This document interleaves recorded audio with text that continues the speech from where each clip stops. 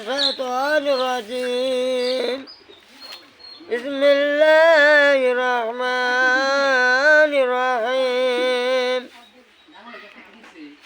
الحمد لله رب العالمين الرحمن الرحيم مالك يوم الدين إياك نعبد وإياك نستعين اهدنا صراط المستقيم صراط الذين أنعمت عليهم غير المغضوب عليهم ولا الضالين آمين. الحمد لله. আসসালামু আলাইকুম রহমতুল্লাহি বারাকাতুহু। মুসলিম ভাই বন্ধুরা, ইমানদার ভাইরা, নবীর দিন দরিদি ভাই বন্ধুরা, ওলামা আকরাম, মুসল্লিগণ, উভয় পক্ষের সকলেরই আল্লাহ রব্বুল আলামিন থেকে যে জ্ঞান আমাকে আল্লাহ দান করলেন, যে জ্ঞানের কথাগুলি আমি আপনাদের সমাজে আপনাদের এই কথাগুলি যাতে আপনারা শুনতে পান, বুঝতে পারুন, আমি দোয়া করি আল্লাহ যাকে হেদায়েত দিবেন সেই হেদায়েত পাবেন। আল্লাহ হেদায়েত নিয়ে দিলে পাবেন না। তারপরে আপনারা সর্বক্ষণ এই চিন্তায় থাকেন যে আল্লাহ তুমি সব জানো, দেখো। কিন্তু আমরা যাতে এমন অন্যায় না করি যে অন্যায়ের বদলা আমাদের জাহান্নাম, সেই অন্যায় সেই ভুলগুলির থেকে আমাদেরকে সরাই রেখো। কারণ আল্লাহ সবচাইতে দয়ালু, সর্বশক্তিমান, আল্লাহ রহমান রাহিম, আল্লাহ ক্ষমাশীল, আল্লাহ। বিসমিল্লাহির রহমানির রহিম। বান্দা এবং বান্দি, এ কথাটা আমার যে কথাটা যে আপনাদের মাঝে বলবো বা বলতাছি শুনতাছি, বান্দা এবং বান্দি, দেখেন প্রথম জীবনী যে কথাগুলি আসলে আমরা শুনি অনেকেই ওলামা আকরামের কাছ থেকে, আমাদের আর শোনার মতন এমন কোনো না জানার মতন কিছু নাই। আমরা অনেকেই জানি, শুনতাছি, আর যা বলতাছে তা আমরা শুনতাছি। 20 বছর, 10 বছর, 30 বছর, 40 বছর, 50 বছর, 60 বছর এভাবেই বলা হচ্ছে, শোনা হচ্ছে। কিন্তু একটু মাঝখানে একটু চিন্তা করে দেখেন, আমল হচ্ছে না। আমলের ত্রুটি আছে, কিন্তু আমলই তো হইলো মেন, আমলই হইলো আসল। আমল করেন। এখন ইসলাম জানবার বাদ নাই, একমাত্র ওরাই জানে না যারা একটা শিরিক করতেছে, দুর্গা পূজার দেবদেবতা মানে ওরা বুঝে না, শয়তানে ধোঁকা দিয়ে আজকে ওদেরকে এই প্রিয় নবী মুহাম্মদের পথ থেকে সরাই রাখছে। এই দিনের মাধ্যমে প্রিয় নবী মুহাম্মদ আমাদেরকে এই যে পথটা দেখাই গেছেন, কালেমার দাওয়াত নিয়ে গেছেন, কালেমার দাওয়াত দিয়েছেন। তাহলে আমরা ওদেরকে দাওয়াত দেই না, দুর্গা পূজার দেবদেবতা তারা মনে গেছে দাওয়াত দেই না। আসলে নবী যেইভাবে ব্যবহারগুলি দিয়ে দিনের পথে মানুষকে ডাকছে এবং আল্লাহর পথে আসছে, আমাদের ওইভাবেই ব্যবহার দিতে হবে।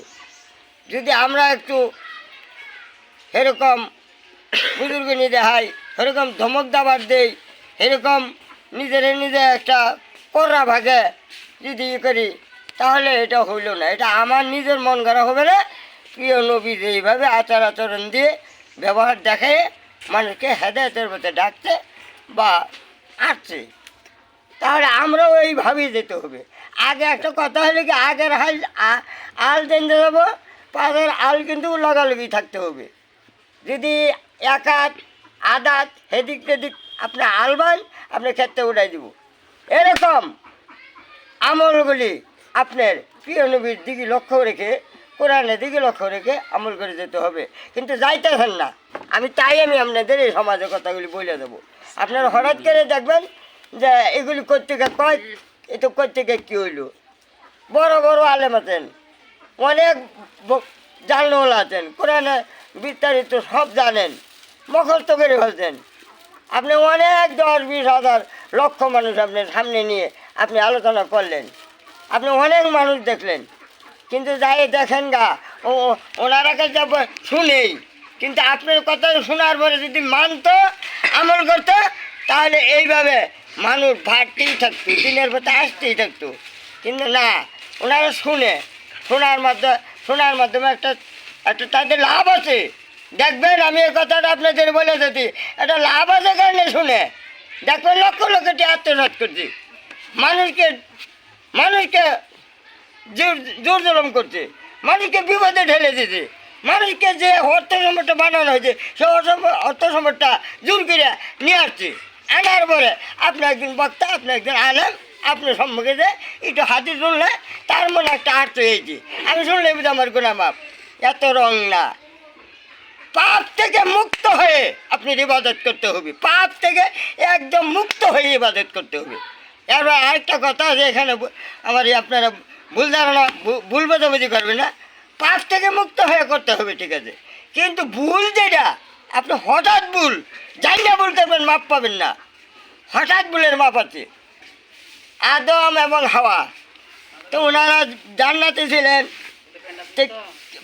একটু ভুলের কারণে, একটু শয়তানে দুঃখার কারণে তাদেরকে এই জান্নাত থেকে দুনিয়া নামাই দিলেন।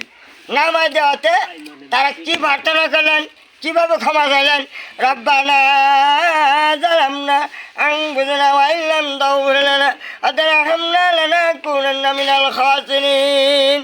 এই যে প্রার্থনাটা আমরাও করি।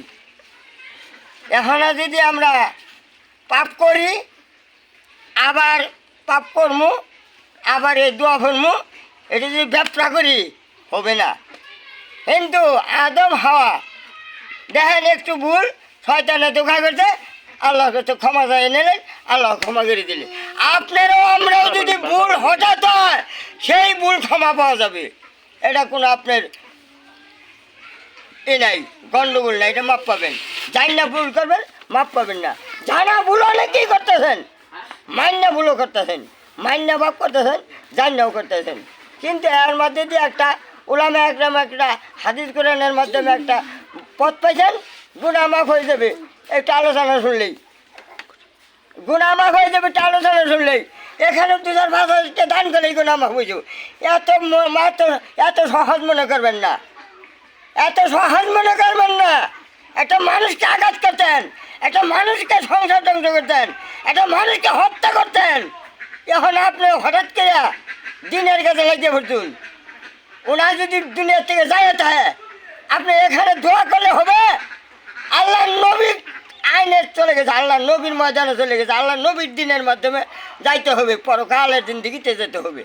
তাহলে একজনই সুপারিশের মালিক, আমাদের একজনই সুপারিশের মাতবরি পাইছেন, কে? একজনই দিয়েছে, প্রিয় নবী মোহাম্মদকে। তাই সেই প্রিয় নবী মোহাম্মদকে যদি দিয়ে থাকে, এখানের বিচার ওই পরকালে যায় আপনি এতে কই বিচার করা পেতেন না, আপনি ক্ষমা চাইতেন না, আপনি তার মালামাল আপনি জোর করে নিতেন, তার সংসার ধ্বংস করতেন। উনি যদি মাপ না দেয়, মাপ না করে থাকেন, তাহলে এখানে আপনি প্রার্থনা করলে কী হবে? এত রং মনে করবেন না, বহুত গণ্ডগোল। যা হোক, আমার নাম মোহাম্মদ শফিকুল ইসলাম, বাংলাদেশ থেকে করতেছি। মাহে রমজানে আমাকে আল্লাহ বহুত জ্ঞান দিয়েছিল, বহুত জ্ঞান দিয়েছিল। আজকে 12-14 বছরে আজকে এই দুনিয়ার এই অর্থ সম্পদ থেকে আমাকে বঞ্চিত করে দেওয়া হয়েছে, বঞ্চিত করে দেওয়া হয়েছে। একটা বিক্ষুকের ঘরে টিভি আছে, আপনার তথ্য নিয়ে দেখেন, আমার একটা ইবাদত করে একটা ঘর পর্যন্ত আমি ঠাই করবো পারতেছি না। আপনাদের এত দলাদলি, এত মাতবাড়ি, এত সম্পদ, এত এত ইবাদত বলার বাহিরে, কিন্তু আমারগুলি কইগুলো আপনার তথ্য নিয়ে দেখেন। আমার কথা বলবো আল্লাহ পক্ষে, আল্লাহর নবী, আল্লাহর কোরআন, আল্লাহর আইন, এর মাধ্যমে কবো। আপনি কে বিরক্ত হবেন, কে খুশি হবেন, তাতে আমার কোনো আসা যায় না। আমার বাবাকেও আমি ভুল ভাইলে ভুল আমি বলবো, আমার বাবাও যদি হেলের ভুল বলতে হবে, এখানে ছাড় নাই। যা হোক, কথা হইল আপনারা একটা ভুলের ভিতরে পড়ে রয়েছেন। নাবাক শিক্ষার আইন, নাবাক শিক্ষার অর্থ সম্পদ আপনারা তথ্য নেন। এই নাবালক শিক্ষার আইন, নাবালক শিক্ষার অর্থ সম্পদ এগুলির থেকে আপনার সরে থাকুন। পরবর্তীতে আবার বলবো আসসালামু আলাইকুম রহমতুল্লাহি ওয়া বারাকাতুহু।